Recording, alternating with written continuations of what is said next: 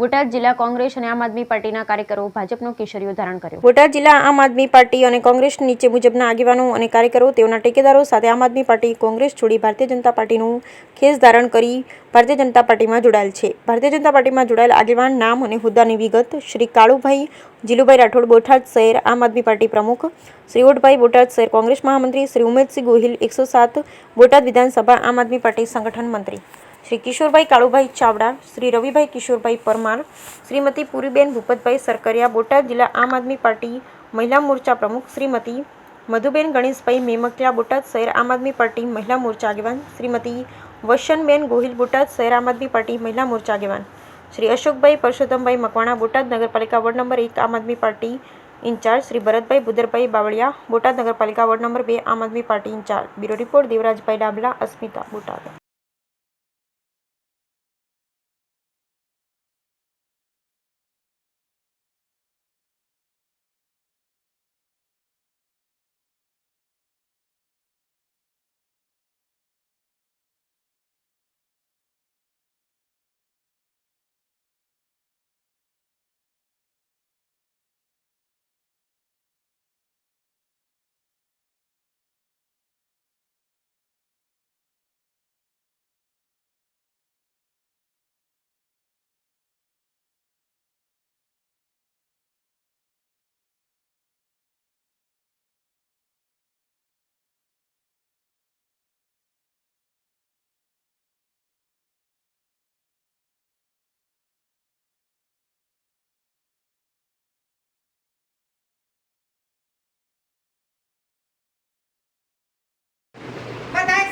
નમસ્કાર।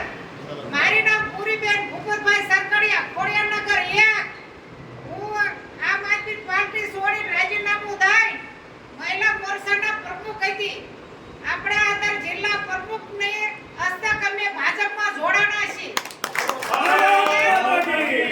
મજબૂત આપણે સંગઠન બનાવવાનું છે।